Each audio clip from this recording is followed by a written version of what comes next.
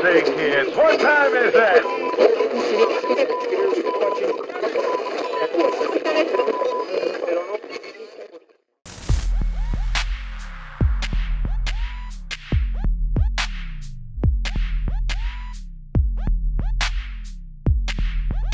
Week number 9 in the NFL. Into 10.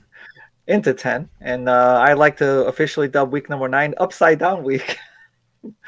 Even more so than when I normally talk about the NFL being tricky. But I mean, almost every game of this past week, even the ones where the results was something I expected, it's still, the game itself was like crazy. Just unexpected, even more so than what the NFL normally does.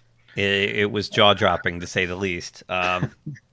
Since it's Upside Down Week, you dubbed it Upside Down Week, let's call an audible here, and let's turn our normal programming upside down, shall we? Yeah. Just for expediency, because both you and I don't have a whole lot of time this week.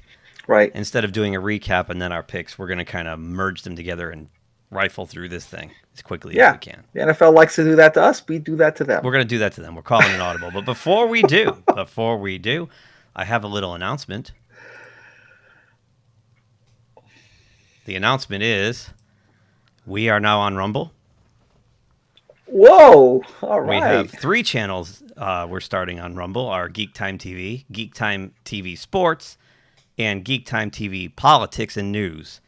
So, really? Yes. This is awesome. So I'm getting out in front of Big Tech because at some point we're going to say something they don't like. I know we are. Yeah. Probably when we talk about Green Bay. I mean, we always said that the one thing we wanted to do was to be genuine to ourselves above all. So I want to be able to just not be fake or anything like that. So this is a good thing. Yeah. Yep. So as the next year progresses, right now we'll just mirror what we do on YouTube over there. They don't have live streaming yet for the free accounts, if you will. Yep. But moving forward, we'll see, because you're instantly monetized the minute you start at Rumble. So we'll see what happens. I'd rather build an audience there than here. I mean, good idea. Really good. But worst case, if something does happen to us here, you'll always be able to find us over there, because nothing will happen to us over there. That is guaranteed. I love it. It's like, that's really forward thinking. Thank you. That's awesome. The minute Dave Rubin announced that Locals was being woven into Rumble, because Rumble bought Locals, I set out to move. Wow, that's good. Because I was already looking into a Locals, but then that happened, so I'm just like, let's just go over there. So, anyway, the bye weeks this week. Let me get this set up here. 4 teams are off: the Chicago Bears, the New York Giants, the Houston Texans, and the Cincinnati Bengals. So that leaves 14 that's games, I think. 14 games again. Yeah. So okay. So let's just get right into it, and we can make our comments about Week 9 along with our picks for Week 10 as we go. So first game up, Thursday night, 8:20 p.m. on NFL Network, Fox, and Amazon Prime Video. The 6-2 Baltimore Ravens travel to Miami to take on the 2-7 Dolphins. Yeah, Miami, took advantage of their bright spot last week to win, but this is Baltimore coming in, and they're going to have a lot of trouble with both the running game and their good passing game this year. Although that was a really great game with Baltimore and Minnesota that went into overtime. But typical Minnesota, they're going to continue their trend with they can't get out of their own way in terms of close games. They lose every single close game, and that's all they have. So they're pretty much losing almost all their games. You're right, and I got to watch the second half of this game, and it dawned on me while watching it what Minnesota's issue is, because they have a good defense and they have a ton of talent on offense. The issue is Kirk Cousins. Okay. Because he can keep you in a game, but he cannot win you a game. You know what I mean? Like, I agree. When agree. You're that close in fourth quarter or overtime all the time, that's kind of like you're testing your playoff mettle.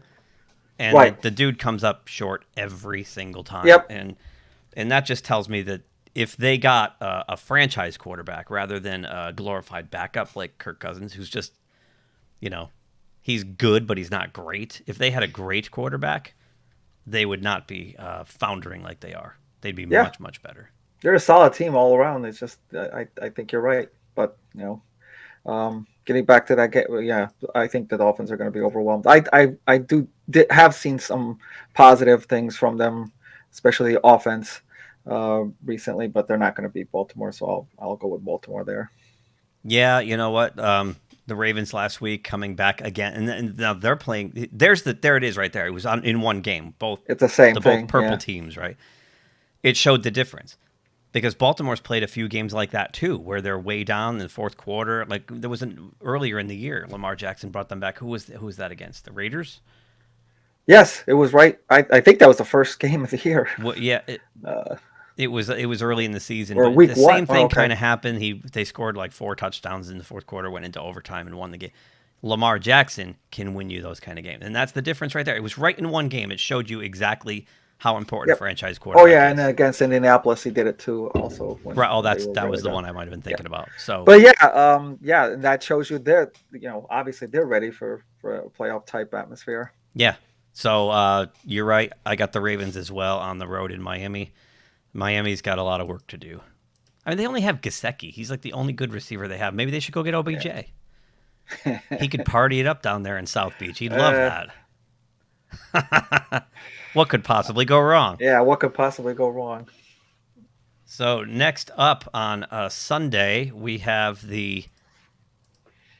hang on, I'm boomering here. We have the 5-3 Buffalo Bills who've stepped on a rake, traveling up here to New York to take on the 2-6 Jets. They're not the only ones who stepped on a rake, but yeah, that was just as bad as it can get. Jeez. As surprising as all the games were, that was the one I found the most surprising. Never got into the end zone against the Jags, who like are one of the worst teams, at least record wise. I don't know what happened with that game. Honestly, it just nothing was working. The only thing I can think of is they just kind of waltz in there and thinking that we could just show up and not, and the Jags just handed it to them. That's 2 weeks in a row that Buffalo's had this issue. Because the week before, the Dolphins went up there. In Buffalo, no less. In Buffalo, yeah. And Buffalo had trouble scoring touchdowns and getting out of their own way there. Josh Allen was like imploding, and it was weird. So to see that happen 2 weeks in a row to inferior teams, I mean, this one was a road game, but I'm sorry. The Buffalo Bills are a consensus pick to go all the way. So, this week certainly showed a lot of these past couple weeks, actually, like you said, certainly showed us a lot of dents in all the teams that were just like cruising through, and we thought we're just going to cruise right through to the playoffs. They're certainly showing a lot of weaknesses, and they are going to the Meadowlands, the Jets. But I see them beating the Jets this week, but I am worried that it's been 2 weeks in a row now that their offense has sputtered. Yeah, I think the saving grace here is that Mike White, who seems to be the only quarterback on the Jets who can move the ball, is out. Yeah. So now it's either Johnson or maybe Flacco or maybe Zach Wilson comes back. They don't know yet. This, at the time of this taping, anyway. I think Zach Wilson's going to get run out there. I don't think they're going to want to start Johnson or Flacco against Buffalo to even try. They'll definitely start him if he's available. Yep. So, but yeah, I think the Bills struggling against Miami was one thing. I think definitely reading a lot of their press, and they struggled again against Jacksonville. I mean, it's kind of funny because the Josh Allen that stole the show was not Josh Allen from Buffalo. It was Josh Allen from Jacksonville. He had a sack, a forced fumble, a fumble recovery, and an interception. Yeah, that was amazing. So Josh Allen got the headlines, but it wasn't the Josh Allen we suspected. So yeah, the best player on the Jags for that week. Yeah, for sure. So, but yeah, I think Buffalo, regardless of what happened the last 2 weeks, they're going to have they're going to write the even if they're still struggling, they're going to have enough to get by New York on the road. So I think also have Buffalo. Next up, Sunday 1:00 on Fox. Tampa Bay 6-2 travels to Washington to play the Red. I almost said it. The football team. The football team. Yeah, Tampa Bay coming off the bye week. No, not that I can. No significant injuries that I can think of that they're going on. And Washington, I don't know. I still don't know who Washington is. It's like their defense from last year, which was so good, has barely showed up at all. And I don't know. I don't see Tampa Bay having a lot of problems in this game. You know, I'm thinking back to the wild card week last year. When, this matchup. When what's his face? Oh my God, Heineke. Thank you. I almost said Hennessy. The other ale. Heineke. Yeah. Had to start, and it looked like blowout city, and instead it was a very competitive game. Yeah, it was a good game. But Washington hasn't found their footing yet at all this year. Maybe offensively, but not defensively. That's the main issue I have. It's like I know they had to kind of try to figure it out on offense with a new quarterback, which I gave them a lot of confidence that they would, but I thought the defense would kind of keep them in a lot of these games until they got to that point, but not happening. Yeah, I don't understand it. And both these teams were on a bye last week, if memory serves, correct? So Tampa Bay given 2 weeks to prepare for an inferior opponent. Yeah, Tom Brady in a big win all the way. Next up, and we can talk about one of the anomalies from Week 9. 1 o'clock on Fox, the 4-4 Atlanta Falcons travel to Dallas to take on the bruised Dallas Cowboys. Yeah, speaking of stepping on a rake, that's another one. That was the second one. That was the second most surprise I saw. This game was 30-0. Yes, it was. With like maybe 5 minutes, half of a quarter left. Yeah. It's like, so don't get fooled by the fact that it ended up 30-16. That was just, last minute garbage time. I could not fathom this at all. It's like same thing with I guess it's the same thing with the Bills. That Dallas offense was like, what happened? And I know we've talked about from the beginning of the season, Denver has a good defense, but they, like Washington, haven't really shown it so far much, and only against the weaker teams. But this was not a weaker team, not supposed to be. And how they shut down Dallas. Wow. Now I wonder if there's going to be like some kind of formula somebody can take out of this, or it's just kind of like a 1 week anomaly. Well, not only did they shut Dallas down, they shut Dallas down without their best player, Von Miller, who they traded to the Rams. Just traded. So, who can explain things like this? They go on the road. The Cowboys are having their big Veterans Day. They put this 1976, the red, white, and blue stripe on the helmet for Veterans Day, or not? Yeah, Veterans Day, right? And my God, it was like 16-0 and then 19-0. I'm like, okay, here's where Dallas is going to just step on their necks, right? Like this is not going to hold up. I was thinking the same thing. And when Prescott threw that pick, that guy, I forgot his name now, starts with an S. Damn, I forgot his name. He made a beautiful play on the ball. Just undercut the route. Was it Patrick Surtain or was it somebody else? No, it was somebody else. Just a beautiful interception, and that was it. That was ball game right there. That was it. Just stunning, because I've been saying now for weeks that Dallas doesn't look like they have a single weakness on their team. Yep. And with that, and they're one of the few teams that has that good balance between the running game and the passing game, which makes it almost nearly impossible for a team unless they have a really great defense to like really come up with a way to stop them. But, and they've been healthy. Yeah, they've been healthy. So. I mean, is that just one of those weird anomalies? Is it a one-time thing? We'll see. At least that this was their one. We talked about how Buffalo has had 2 weeks in a row, and the Chargers have certainly, and we'll get to them, have certainly had issues a couple weeks in a row now. We'll see what the Cowboys, how the Cowboys respond. And against Atlanta, I'm going to pick them. I think they'll win, but it's a tricky game because Atlanta is not somebody that just kind of sees a good team show up and kind of lies down. No, they're going to fight every game. They've shown they're going to fight every game. That offense is really finding their footing there. I was going to say, let's continue this quickly with Atlanta, because Atlanta also lost their best player indefinitely. Calvin Ridley, who is taking time off for personal issues. Yeah. I don't know what he's going through. Yep. And then they go out and win too. And that was, along with the upsets last week, there was the theme of our best player or one of our best players is gone. Cleveland is another one. Yep. And they go out and dominate. And that team wins. The team that's right. like it's kind of bizarre. The Raiders are another one, right? Although they lost, but yeah. But it was close. But it's just bizarre how that's happening. You're right, and the Falcons have become. They're not. I think they hold one of the playoff spots right now, but they're not playoff ready. But they're starting to find the footing they had. It's weird because they're not that far removed from a Super Bowl team. Right. Yet, since that Super Bowl, they've looked like a dumpster fire.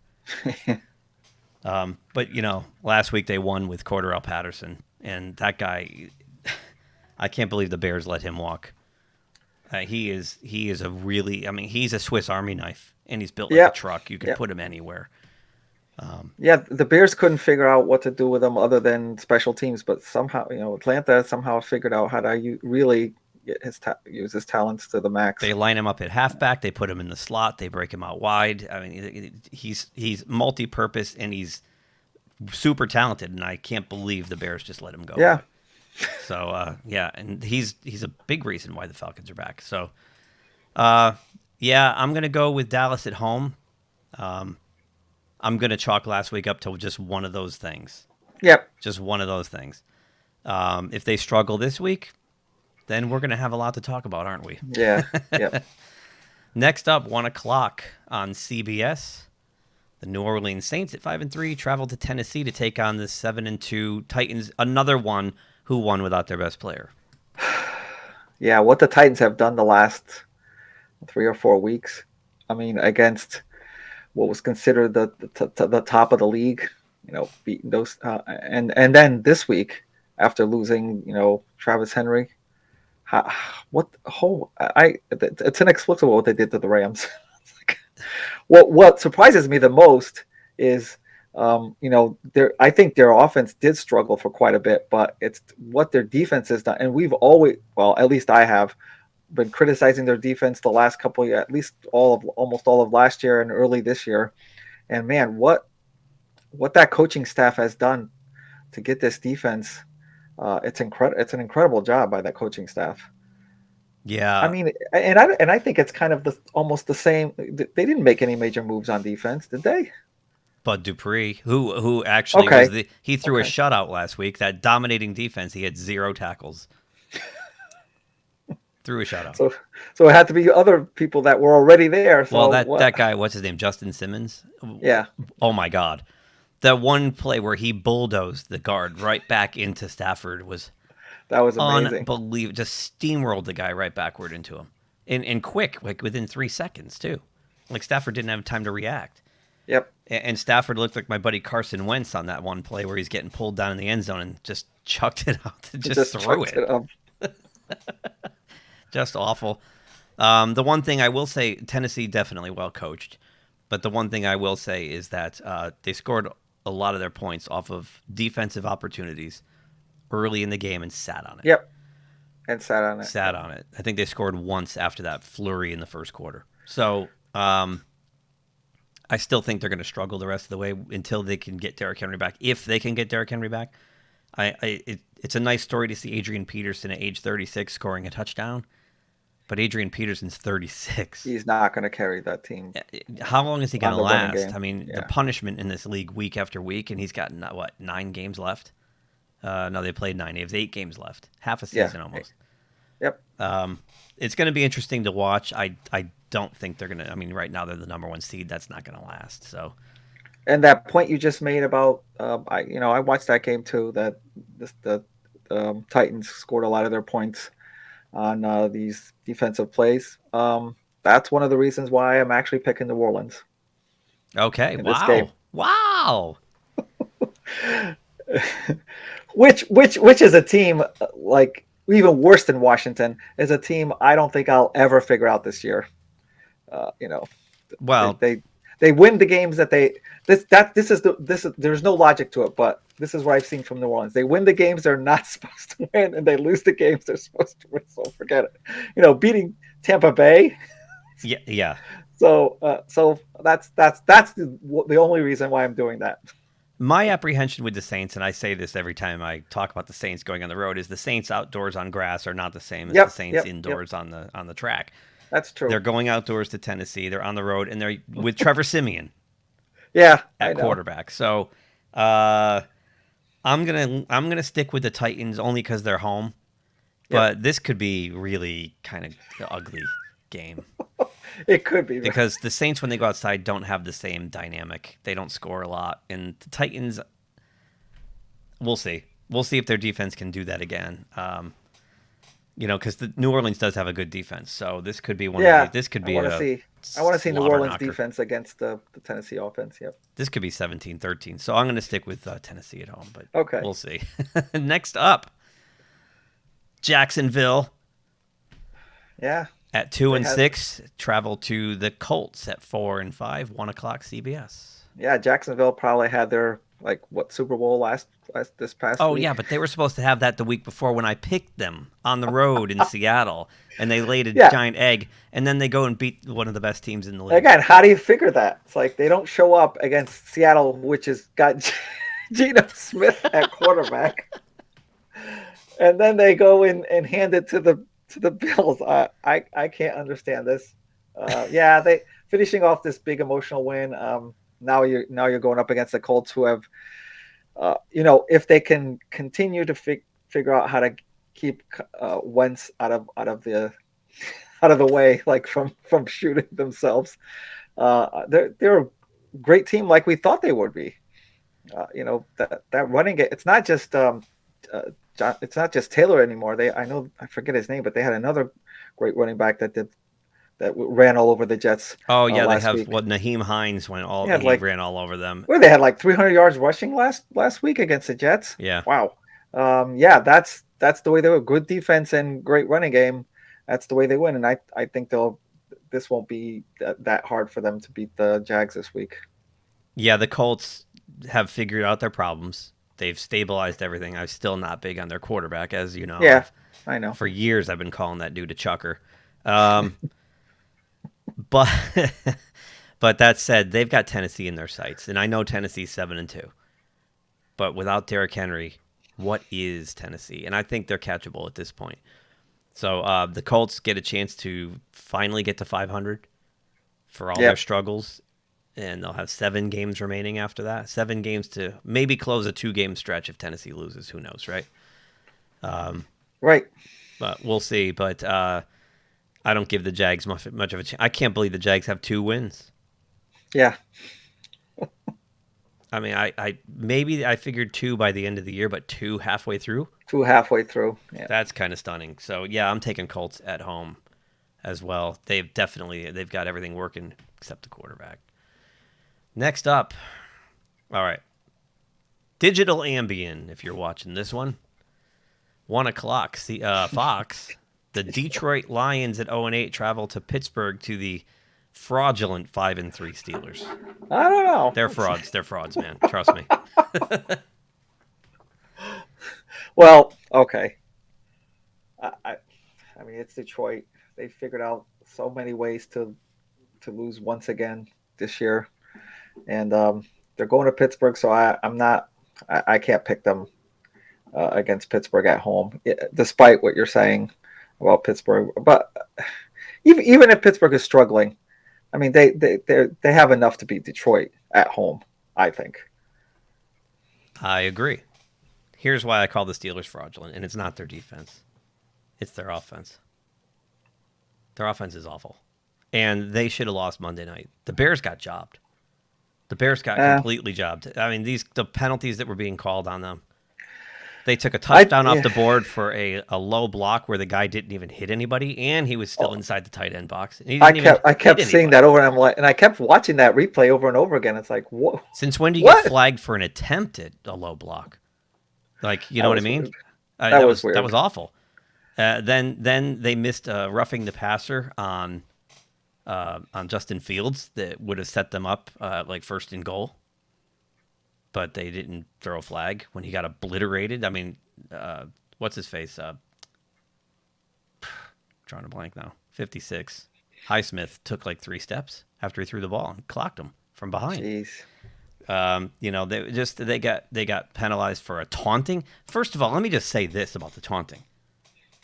Why is that even a rule? I get you don't show up your opponent. I get that part. Right. But taunting. He called me names. But these are football players. Yeah. You're playing football.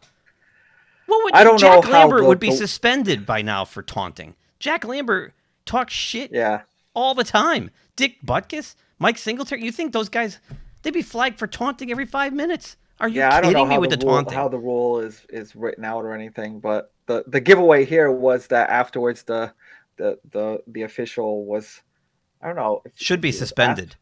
But he said something. Someone's like, I felt like this is the giveaway. I felt like it was like, if you're gonna say I felt, then you know it's not. It's not about your feelings here, okay? I honestly, is it the rule or not? I don't know if you saw it. I was watching it with friends here, and one of my friend Paul saw it. He said the referee just hip checked him and then threw the flag on Marsh. I think the referee had a problem with Marsh. Just didn't like him on sight, maybe. You know, it was one of those things. The guy's got long hair and tattoos, and there's this curmudgeon-y old referee, right? Yeah. And the reason he stared down the Pittsburgh sideline, didn't say a word, but he stared him down. He was cut by Pittsburgh this year. He was a Steeler in camp.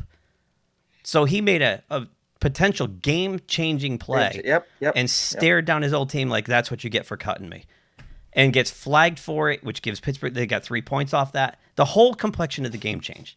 They took 4 points off the board on Chicago on the missed block, low block attempt thing. The Bears got jobbed. I mean, you look at the stats, they buried Pittsburgh.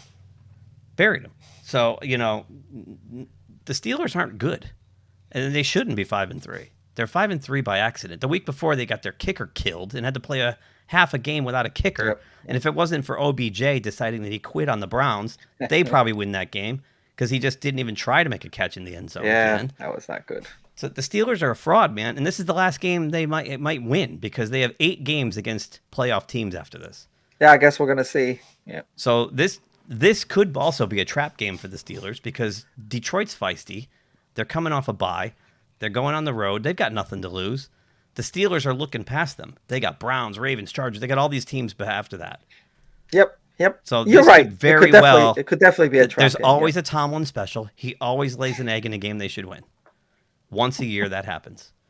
That said, I'm not confident in taking Detroit. Right. Because the Steelers defense can probably handle Jared Goff. Oh, yeah. So I will go with the Steelers at home, although I would not be shocked if they lose this game. At this point, after last week, I wouldn't be shocked that any of these went the other way. And the rest of the way, 8 playoff teams, this team is doomed to maybe win 3 more. Maybe. If they're lucky, they'll be over 500. If they're lucky. I said it here, and I'm a Steelers fan. Next up, 1 o'clock, CBS. The Cleveland Browns at 5-4 travel to New England to play the Patriots at 5-4. Yeah, this was probably the toughest game. Yes, it is. Yes, it is. Because not only the records are. Oh yeah, can we? Yeah. I mean, not just the records. I mean, this is where the records really show perfectly that they're as even as you can be. I think, and I don't know what Belichick's done with that team has been incredible. I think with a rookie quarterback, and that improving that defense. I'm actually going to go with Cleveland here. I did see something from them last week, and I shouldn't just go about 1 week, but from what they did last week, I think they kind of righted themselves at least for now, and I think they'll be able to beat New England. Okay. Kevin Stefanski is a big fan of our show. That's the reason. He's been watching because he finally listened to me when I said, get rid of this OBJ, man. And not the mainstream, they've been pumping up OBJ as indispensable this whole time. When I'm Yeah. like, wait a minute, whenever the dude is missing, Baker Mayfield lights it up. And whenever that dude's on the field, Baker Mayfield goes into some kind of shell and he looks awful or mediocre. And then last week, finally, the Browns released the guy. And then what do? They put up a stat. Oh, look at this. Look at their winning percentage, and look how good Baker Mayfield does without him. All of a sudden, they're like... All of a sudden. I've been jumping on saying that. this since last year. I remember. Yeah, last year. That's right. When he got hurt, I said, this is gonna save Baker Mayfield. He's going to open it up. And he did. He threw one pick the rest of the way. Yep. And it happened last week. He's gone. 41 points. Bang. Against a good Cincinnati. Team. Yeah. A team they good were defense. chasing. Right. At home. It was in Cincinnati. Yep. So, yeah, it's about time Kevin Stefanski. Why didn't he just come to me last year? I would have saved him a whole lot of hassle and time. You know, should have just listened OBJ's to him. dad didn't need to get involved again like he did with the Giants and talk the guy out of town and divide the locker room and all that nonsense that went with it. And I give the Browns credit because they didn't even hesitate. Right. They didn't even they were just like, oh, you're going to start this crap? Bye. Gone. Get out. Just get out. If you hadn't noticed, I hate fucking wide receivers. I can't stand them. If you notice, the trouble always comes from these diva wide receivers on these teams. It doesn't come from anywhere else. That's true. Very rarely is it anybody else. Sometimes it's a quarterback. But beyond that, it's these dingleberry wide receivers who get the ball thrown to them 6 to 9 times a game, and they think they're the whole sole reason the team is successful. You run 75 offensive snaps, maybe you get 10 at the most. Shut the hell up. But they get these rare but splashy long. That's why they get the Sports Center plays because it's next thing you know, it's everywhere. Yeah, that plays everywhere, and that gets in their heads. Yeah, the me generation. Look at me. Look at me. Look at me. Look at me. I'm on Sports Center. Da da da da da da. Meanwhile, on the other side, the methodical march toward the playoffs has begun under Bill Belichick. Looks like it. Yeah. And I've been saying it week to week, like this team is getting better and better and better and better. And I wouldn't be surprised if they pick up OPJ off the scrap heap because this has Bill Belichick reclamation project written all over it. I mean, if he can handle that, then it'd probably be a good. Yeah. Does it not have that feel? The only problem is that he's got to make, and he's the one to make sure of this, that it doesn't damage a quarterback. You're just starting to a rookie quarterback. Yeah, a rookie quarterback is the prime target for these type of people to just take advantage of. So I'm with you, but boy, they look good. Matthew Judon is starting to dominate, and I can't believe the Ravens let him go. I'm going with the Patriots at home in a close game, but I think Bill Belichick at home will scheme up just enough to get by. But I wouldn't be surprised if it went the other way either. So, yep. Next up, we're into the 4:00 games. Just make sure I didn't miss any. Nope, I didn't, because I'm classic for that. The 3-5 Purple People Eaters of Minnesota travel out to Los Angeles to play the vagabond, homeless Chargers at 5-3. And will continue their pattern and lose a close game again. Just like you described. I wouldn't be surprised if they got out to like a 7 or 10-0 lead right off the bat. But I think by the end, the Chargers are just going to win, and I think it will be a close game. I think Minnesota is, as we said before, is good enough on both sides of the ball to keep things close. But the Chargers, I believe, will pull out a pretty close game here. Yeah, I have a quick update. I don't know if this is going to change your picks. Mike White will be starting against the Bills for the Jets. Wow. I think I'll still stick with the Bills, but that makes that game more interesting for me. I'm starting to get the feeling that Mike White is going to end up the quarterback of choice on that team, and Zach's going to be gone.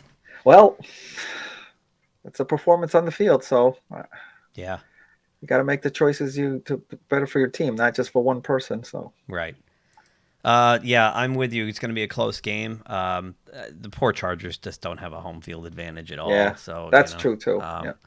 In fact, that stadium might only be like 60% full because there'll be handfuls of Vikings fans. Mike Lopez out there in LA, if you're watching, I know you're probably going to the game. Have fun, Mike. Big Minnesota fan. Um, yeah, when it comes down to it, it's going to be It's going to come down to the quarterbacks, and Herbert's better. Oh yeah, same thing as you were described with him against Jackson. Yeah, Herbert's better. And I think there's still some Cowboy fans out there too from previous in the stand somewhere. Oh, they're just going to show up with their Dallas gear on just to be there. They're still sitting there from like 4 weeks ago. That place is enormous and it's cavernous. So yeah. If it is like 3/4 full, you'll know. Yep. Real quick too, Dalvin Cook in some trouble. He's been accused of sexual assault. Says he doesn't know where that came from. I remember when that happened to Jerome Bettis and it ended up nonsense. So you never know. But we'll keep our eye on that one. Next up, 4:05 on Fox. The 4-5 Carolina Panthers travel to Arizona to take on the 8-1 Cardinals. Yeah, the Cardinals. Wow. No Kyler Murray, no DeAndre Hopkins, no AJ Green, no problem. Wow.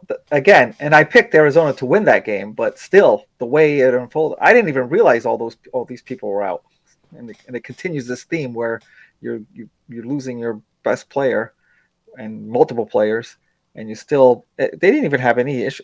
I don't know what's going on with San Francisco. I know last year we gave them a break because of all the injuries, but this year I don't know. They look so bad. They had Kittle back last week too. Yeah, we'll get to them when we get to them. But and I don't get it.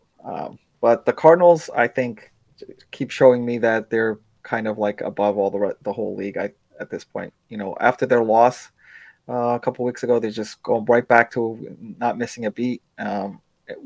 With multiple players out, it just I don't understand it was how good they are. It was incredible to me. James Conner, 3 touchdowns? Oh, James Conner. I was going to bring that up. All-purpose yards. He's leading the league in touchdowns. Yep. They were AJ Green turning around from being undefeated still 2 weeks ago against Green Bay. He didn't turn around. If he turns around, he catches that ball. They win. Yeah, you're right. And there's another one where they lose their best players. Yeah. And go and just don't miss a beat. And conversely, Carolina got their best player back and looked awful.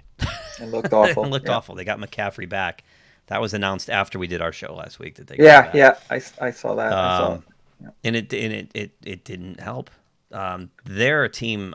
They're in trouble, and they clearly have a quarterback problem. So I'm going to pick Arizona at home. I think he's injured now, isn't he? Dalton? Or Sam Darnold? Darnold, yeah. Yeah, I think he's questionable for this week. Okay. Yeah, it doesn't matter to me. I mean, these teams are so far apart in terms of how they're doing. Now, Arizona might be going with Colt McCoy again, but I don't think that's going to matter at home. I really don't. I don't think so either. Yeah. Crazy. Next up, 4:25 on CBS. The 3-6 Eagles travel to Denver to take on who are these guys? Broncos. Yeah, this was another difficult one for me because I don't know what happened last week. That Denver find something that that this is how they've. I know earlier in the year they started off 3-0, but their opponents weren't exactly world beaters, so we weren't sure. And then they lost like 4 in a row. Are they turning it back around? I don't. I mean, I'm gonna pick them more because they're home, and Philadelphia is another one of these teams that kind of like up and down all the time. But this game is kind of up in the air for me. I have like no read on it. I'm with you. This is a coin flipper because they're both really, schizoid, for lack of a better term. But Denver looked so good on the road beating Dallas last week. Yeah. And it's one of those things. I mean, I know every week is different in the NFL, and you don't want to react from one week to the next or overreact from one week to the next. But boy, oh boy, Teddy Bridgewater looked really good. Like, he looked like Teddy when he first came into the league, when he was at the Vikings. And their defense rose to the occasion without Von Miller. They're going against an Eagles team that's competitive, but still trying to figure themselves out. So right. Yep. I'm going to have to go with Denver at home, thin air, the whole bit, the whole mile high advantage. Who knows? Yeah, I felt the Eagles are so up and down. It's like their few wins were blowouts, and then they lost all the rest of the game to the point where they actually have a positive point differential despite their record because they're so Yeah, I think Denver will. they're very strange, and they just can't put two wins together ever or Right. two Yeah. good games in a row. Even if one's a win, one's a loss, they can't. This seems like one of the I don't know. This will be the week they show up and clobber Denver, right? Yeah. Who knows? But there's a couple teams in the league that are like that, like the Falcons. Like Yep. you don't know which way it's going to go. And actually, the next game has another one of those teams. 425 CBS, the 3-5 Seahawks travel to Green Bay to take on the 7-2 Packers. Yeah. Now I did see. Is Aaron Rodgers playing this game? I'm 'Cause not sure. I've been looking for it. I mean, I thought I saw he was cleared by Saturday, but I think he'll be cleared, and he took a fine, which means they're kind of done dealing with it. Yeah. And I mean, go ahead. I know that whole mess is crazy to begin with. That they made such a big deal out of this, but and continue to make a big deal of and it. continue, even though there's other issues that kind of just got glossed over, like the aforementioned Ruggs issue where he kind of just killed somebody by drinking and drive. That's no big deal, I guess. But this one they did continue to keep at the top of the headlines for some reason. Of course, but of course they are because it goes. Let's face it. Yeah, and I guess Aaron Rodgers provided a 500-page report basically on what he's learned about COVID and how he wanted to, and vaccines and VAERS reports and of course, these complete knee-bending cucks in the mainstream media still attack him. I just had to listen to it on Pittsburgh radio, just attacking him, and I'm like, shut the hell up, just shut the hell up, because the bottom line is they're using pretzel logic for all of this. You need to be protected to protect us from the unprotected using the protection that failed us as the protected. Like, it makes no sense. If you can still spread COVID with or without the vaccine, what goddamn difference does it make? None. At that point, it's personal. It's up to you. If he wants to assume the risk personally that if he gets it unvaccinated, it might hit him harder, could hospitalize him. That's his decision. That's his business. Yeah, that's his business. Yep. But it doesn't make him more contagious, and it doesn't make him more dangerous to be around. So the media just needs to shut the hell up. The reason this is still going on is because the media won't shut the hell up. Yeah, that's it. That's it exactly. And we're probably going to get nailed on YouTube now. Go ahead and nail me for it because it's the God's honest truth. Aaron Rodgers didn't do anything wrong. I don't think so either. He did everything for himself. He made all the right decisions for himself, which is as it should be. And I'm going to pick Green Bay here. This will be fun now that Russell's going to play. Yeah.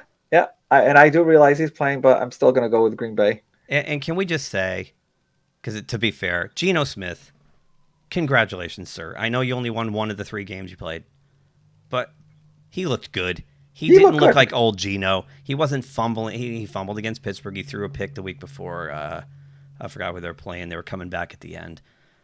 But it wasn't old Geno Smith.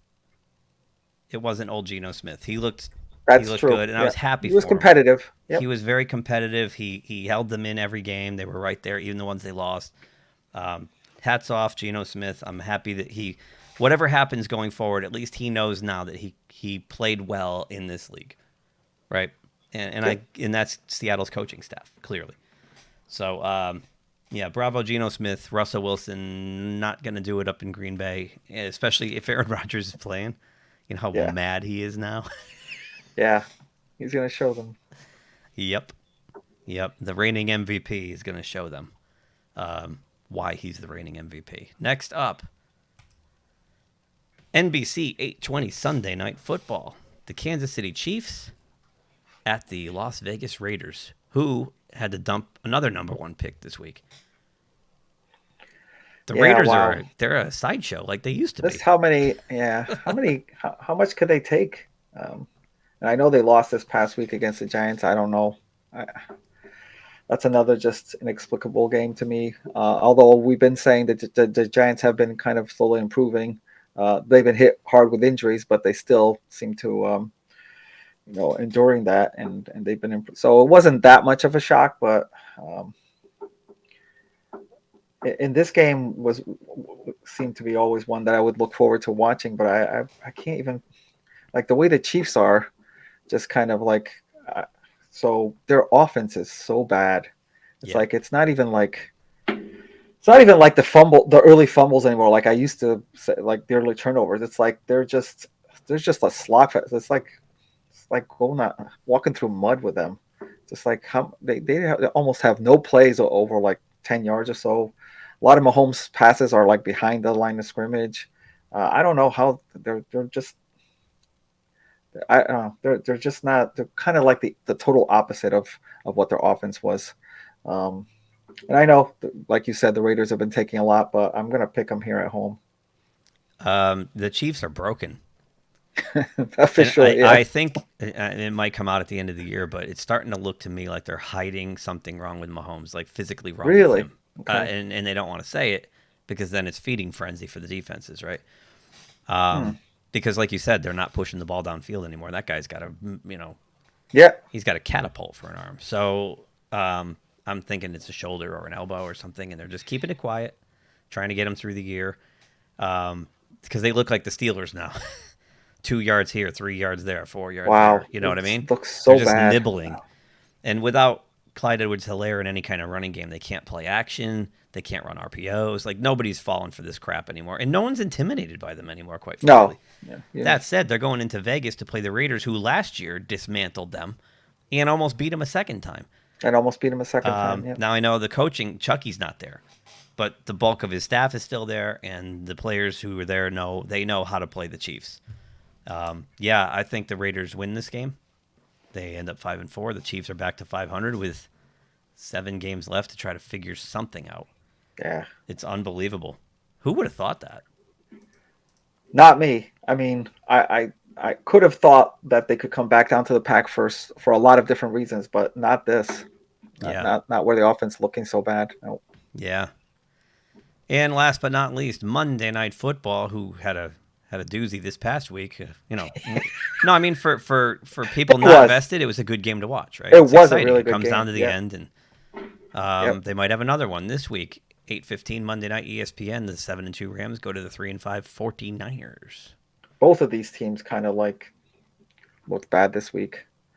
I haven't seen this year's Rams offense look this kind of like lost. I guess they never really got it going against Tennessee, and but they're going against another team who's equally looks as lost. So it's like we're I'm gonna go with the Rams because I think they can or right the ship, or I don't even think they have to right a ship. It's only been 1 week. Uh, it was only last week that they kind of had a bad game. So, but the 49ers, like we said before, I don't know what they are, and they're definitely not. They're definitely not right on both sides of the ball at that point. So I'm going with the Rams. The 49ers definitely need Mostert to run the ball. That's clear. I mean, they've always had running back by committee, but it's clear when he's not there, they don't run as well. They got Kittle back, and they lean far too much on Deebo Samuel. They lean a lot on him. And I think a lot of that is Jimmy Garoppolo, who's not good. Right. He's not good. He's a backup quarterback, and I think they're starting to see that. All that said, my spider sense is tingling. And I just have this feeling that Kyle Shanahan is going to pull one out at home. I mean, come on, at the beginning of the year, this could have been a potential Super Bowl team to us, right? The 49ers. Yeah, I know. And they have a world-class defense. So do the Rams. And on paper, like, this should be really equal. It should be. It should be equal. The 49ers should be able to score with the Rams, but they can't. But I just have a feeling that at home, I can't see them going 3-6. If they do, they're done. If they do, I'm writing them off. That they are as bad as they look, but I don't think they're as bad as they look. Okay. So I'm gonna say Jimmy G pulls one out of his arse this week and somehow figures out a way to beat them. So I'll take the 49ers. Okay. So before we sign off, it's that time again to check the playoff picture, shall we? That's right. Let's go over here. Let's grab the old playoff picture.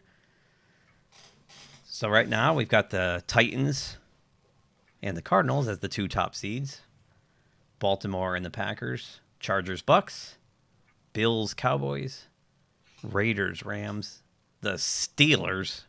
Yeah. The Saints The and the Steelers. Patriots are in the playoffs. The Patriots are, yeah. If the season was to end today and the Falcons bringing up the rear in the NFC. Which is amazing with the Falcons, but it's not amazing that I think before the season started, I was thinking the Patriots were going to somehow get in there. But It's interesting to watch this change week to week, especially it's going to be the bottom 2 that keep swapping, right? yes, In and out. Because I can't. I mean, I know with the Chiefs, like we said, are broken, but the Browns, I think, are going to get back into this. Yep, and as you say that, let's check the teams that are on the bubble. So you've got the Chiefs, the Browns, the Bengals, the Broncos, and the Colts are all still here. Yeah. After that, you get the Jets and the Jags. So it ends right there with the Colts. The Colts are in the NFC. You've still got Carolina, Minnesota, Seattle, 49ers. I think Philadelphia and beyond are out. Yeah. Although the Giants could do their late, you know how the Giants tend to do that. Those years under Coughlin, they kept doing that, right? I'm thinking about the Giants now too. So, but that'll be interesting to watch. But yep, right now the top seeds: Titans and Cardinals. Cardinals will probably hold on to that spot. I think so. The rest of the way, I'm thinking. You never know. Tennessee, I don't think will hold on to that spot. I just can't see them. I can't see them winning consistently without Derrick Henry. Me neither. So, anyway, that's about it for me. Anything from you? Yeah, me too. It's just amazing that we say how I constantly say the NFL is so interesting because of the surprises, and that last week was a doozy. It really was. But, I couldn't be upset because I'm like, who in America took Jacksonville? Right. And how many people took Denver over Dallas? Like, you don't. It does make it a lot more interesting. Yep, to talk about. When we all lose those games. Yeah. Yep. Awesome. So, love to get your... Oh, I forgot. We got to... Hang on a second. I almost forgot. Crud, I should have written it down. We had picks sent in from 6. Oh, she sent her had picks to have done in. better than me, that's for sure. Let's look real quick. Let's check her record before we sign off real quick. Where is it here? Here it is. All right. So she had Colts. So let's see. She had Colts. That's a win. Saints, loss. Broncos, win. She had the Broncos. Broncos. Holy cow. Wow. Patriots, that's a win. Vikings, that's a loss. Bengals was a loss. Jags. She had the Jags. This is amazing. And these were sent in before Sunday. I believe it. I believe it. Miami. That was Miami won, right? Miami Yep. win. Raiders was a loss. Eagles was a loss. Packers was a loss. 49ers was a loss. Rams was a loss. And Bears was a loss. So 6, unfortunately, went 5-9. But she had the Broncos and the Jags. So but she had the two that makes her an automatic winner chicken dinner. Exactly. She picked the two most unlikely winners. So holy cow. That catapults her ahead of me. So and technically the Bears beat the Steelers because they got jobbed. So give her an honorable mention for that one too. So again, thanks for sending in the picks. Please send your picks in. If you want to join us here sometime, let us know. We'll bring you on. Don't forget to catch us on the socials at GeekTimeNet. Eventually somebody will monitor those. And now you can find us on Rumble. I'm going to put this video will be our first video on Rumble on the sports channel. I love that. So awesome. All right. That's it for me. That's it for me. All right. We'll see you guys next week. Good luck with your picks. If you enjoyed this video, please give us a thumbs up below. Also, please subscribe to GeekTime TV. It really helps us grow the channel. And make sure you hit that bell icon in order to receive notifications every time we drop new content here. You can also check us out on social media on Twitter, Facebook, and Instagram at geektimenet. Thanks again for watching. We will see you soon. Say, kids, what time is that?